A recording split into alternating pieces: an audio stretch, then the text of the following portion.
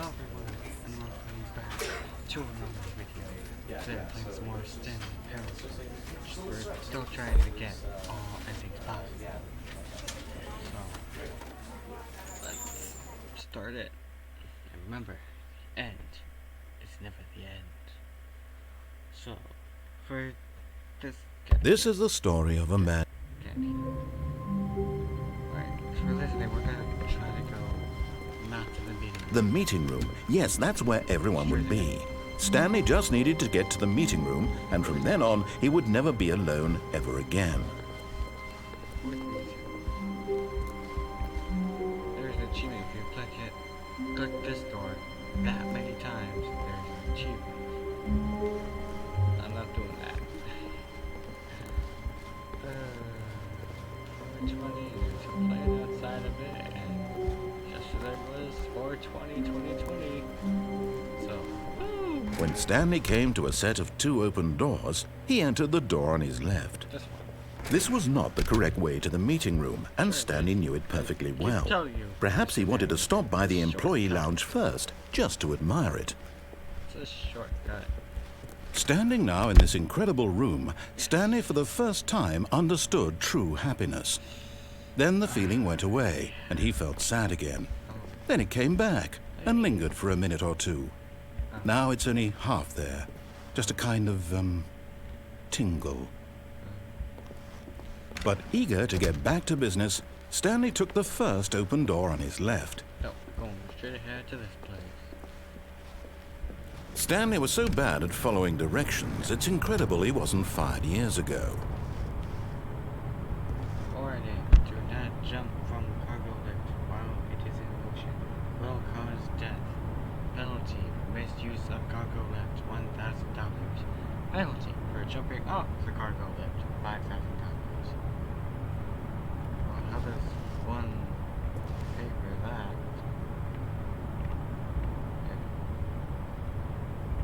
Oh no, no. But in his eagerness to prove that he is in control of the story and no one gets to tell him what to do, Stanley leapt from the platform and plunged to his death. Good job, Stanley. Everyone thinks you are very powerful. Yes, at least I'm very powerful. I didn't mean to jump off. I had to pay $5,000 for it. Already this was uncomfortable, and Stanley decided that as soon as he found a new space he felt safe in, that he would never leave it again in his life. When Stanley came to a set of two open doors, he entered the door on his left. That would be really cool. It would be like Groundhog Day, living the same day over. This was not the correct way to the meeting room, and Stanley knew it perfectly well. Perhaps he wanted to stop by the employee lounge first, just to admire it. Stanley felt lightheaded, butterflies in his stomach, giddy in a way he had never known before. Was it this room? A connection between the two? But eager to get back to business, Stanley took the first open door on his left. Stanley was so bad at following directions, it's incredible he wasn't fired years ago. Here we go. Look, Stanley, I think perhaps we've gotten off on the wrong foot here. I'm not your enemy, really, I'm not. I realize that investing your trust in someone else can be difficult, but the fact is that the story has been about nothing but you all this time. There's someone you've been neglecting, Stanley. Someone you've forgotten about. Please, stop trying to make every decision by yourself. Now, I'm not asking for me, I'm asking for her. This is it, Stanley. Your chance to redeem yourself, to put your work aside, to let her back into your life. She's been waiting.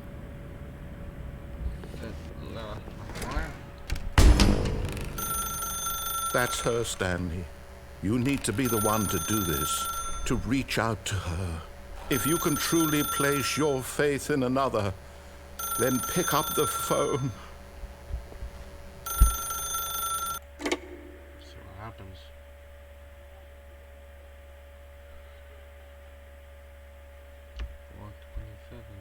Oh, Stanley, is that you? Hold on, sweetie. Sorry to keep you waiting. I'm just pulling the bread out of the oven. All right. right now, I want you to come in and tell me all about your day. Gotcha! Oh, come on. Did you actually think you had a loving wife who'd want to commit their life to you? I'm trying to make a point here, Stanley. I'm trying to get you to see something. Come inside. Let me show you what's really going on here. Forgot that. Sorry, but you're in my story now. Dang, really?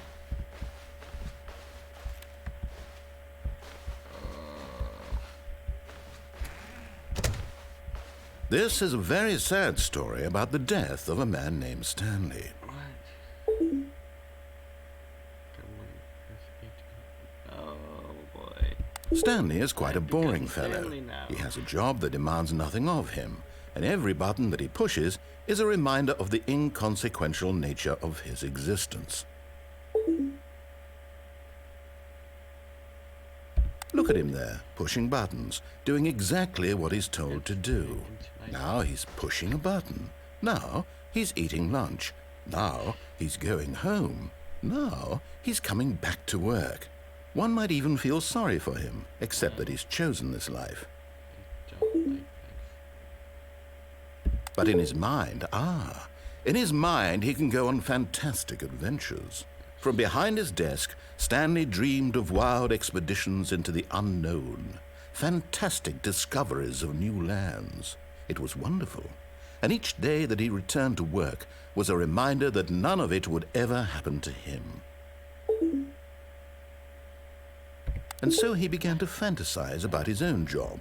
First, he imagined that one day while at work, he stepped up from his desk to realize that all of his co-workers, his boss, everyone in the building had suddenly vanished off the face of the earth. The thought excited him terribly. Oh yes, time with the boys. So he went further. He imagined that he came to two open doors and that he could go through either. At last, choice. It barely even mattered what lay behind each door. The mere thought that his decisions would mean something was almost too wonderful to behold. As he wandered through this fantasy world, he began to fill it with many possible paths and destinations. Down one path lay an enormous round room with monitors and mind controls. And down another was a yellow line that weaved in many directions. And down another was a game with a baby. And he called it the Stanley Parable. It was such a wonderful fantasy, and so in his head he relived it again, and then again, and again, over and over, wishing beyond hope that it would never end, that he might always feel this free. Surely there's an answer down some new path, mustn't there be? Perhaps if he played just one more time. But there is no answer. How could there possibly be? In reality, all he's doing is pushing the same buttons he always has. Nothing has changed. The longer he spends here, the more invested he gets, the more he forgets which life is the real one. And I'm trying to tell him this, that in this world he can never be anything but an observer, that as long as he remains here, he's slowly killing himself. But he won't listen to me. He won't stop. Here, watch this. Stanley, the next time the screen asks you to push a button, do not do it.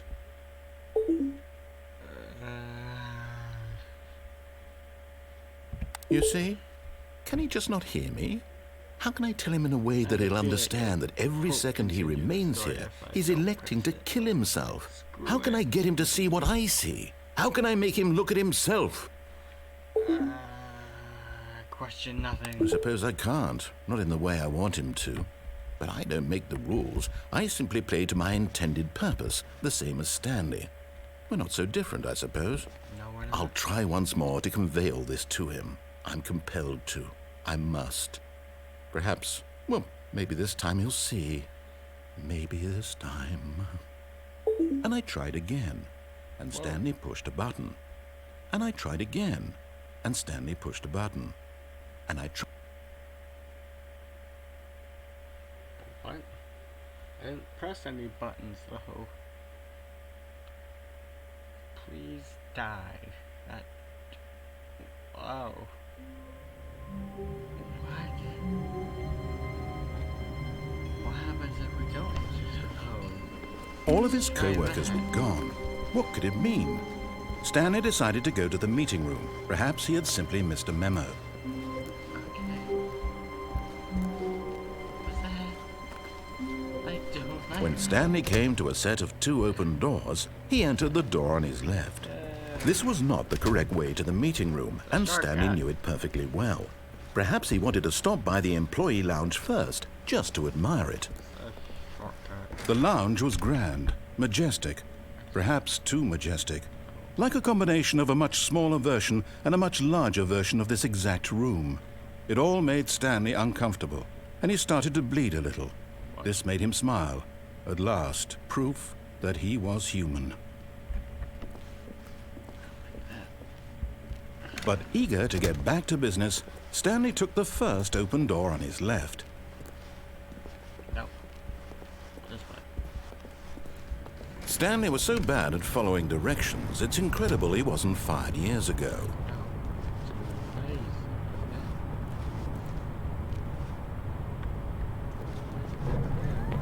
Look, Stanley, I think perhaps we've gotten off on the wrong foot here.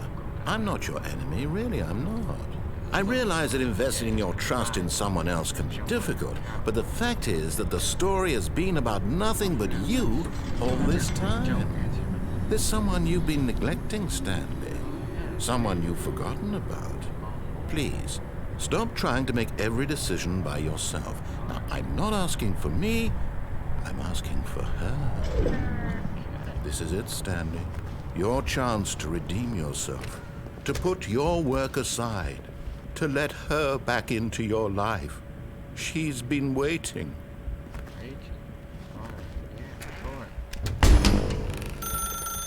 That's her, Stanley. You need to be the one to do this, to reach out to her. If you can truly place your faith in another, then pick up the phone.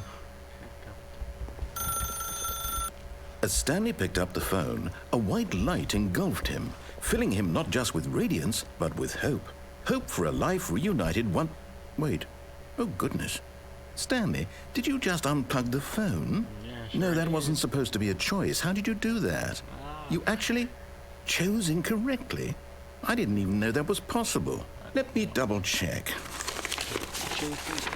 No, it's definitely here, clear as day. Stanley picks up the phone.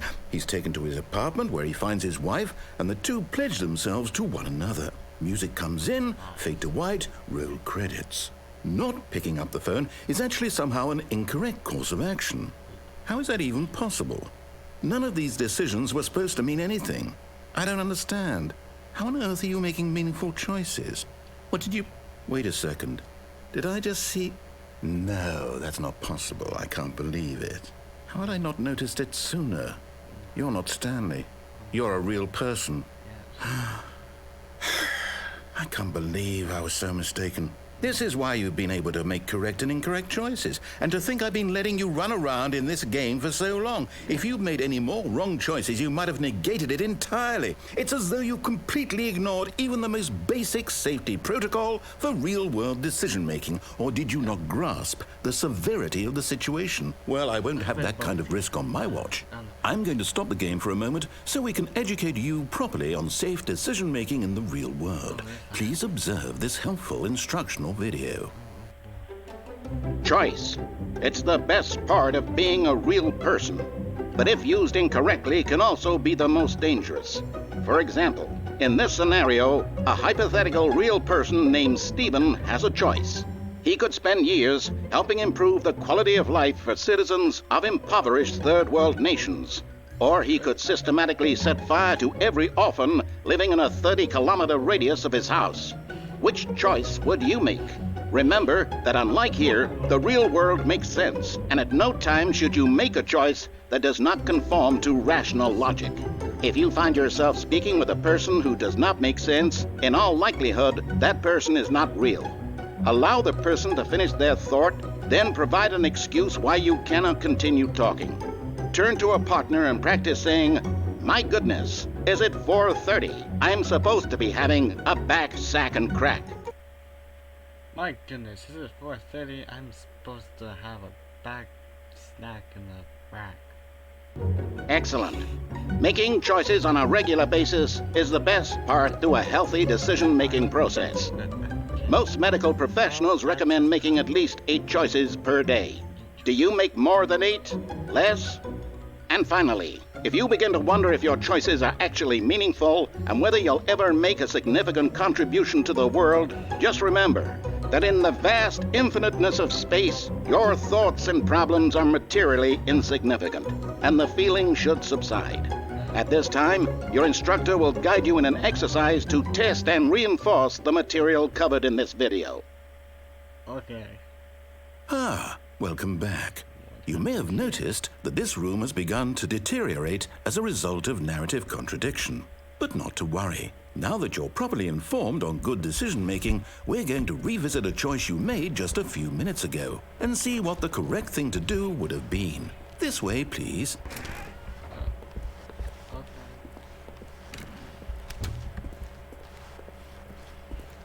Do you seriously want me to go all the way back?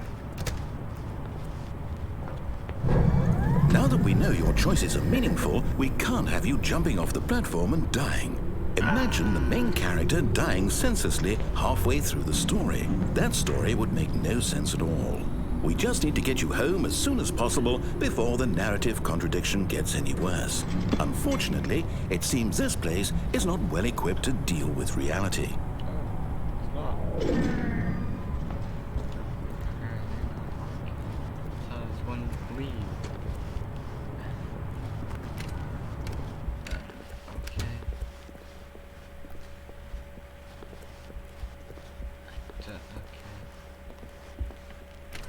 Almost there. You'll take the door on the left, back to the correct ending, the story will have resolution once again, and you'll be home free in the real world.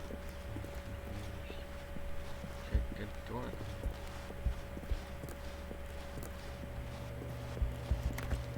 Now remember, all you need to do is behave exactly as Stanley would.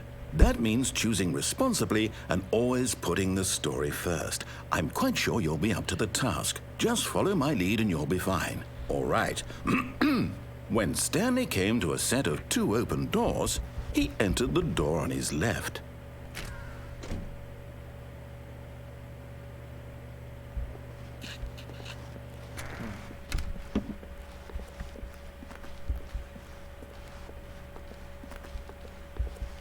Yet there was not a single person here either.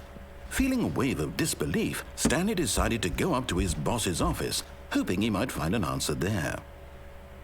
Can see.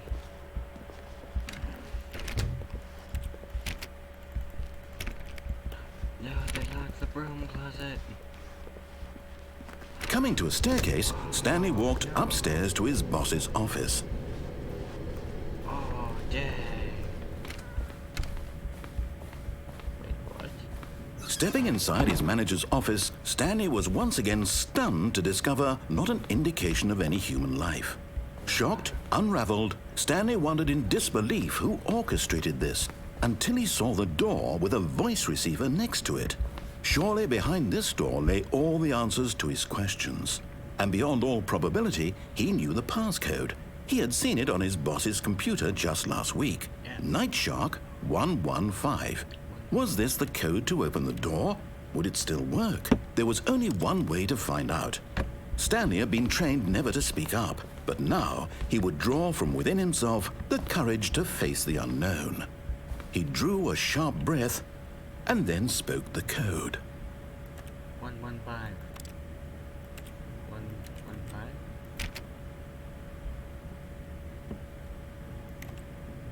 Please speak clearly into the... Stanley spoke the code. Night Shark 115. He spoke it into the receiver, right there on the wall.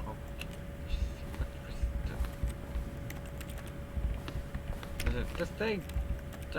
I'm sorry, is there a problem? Yeah. You didn't mishear me, did you? No. Please speak the code into the receiver. Otherwise, we can't get on with the story. This is a crucial step. Shark Night 115.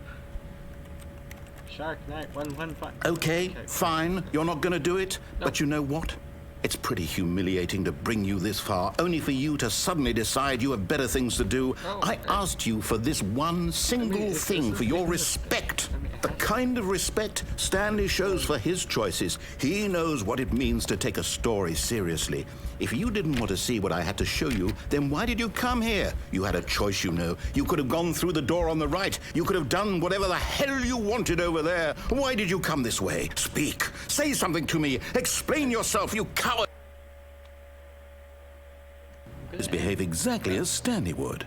That means choosing responsibly and always putting the story first. I'm quite sure you'll be up to the task. Just follow my lead and you'll be fine. All right. When Stanley came to a set of 2 open doors, he entered the door on his left. Okay, I'm gonna end the video here, guys.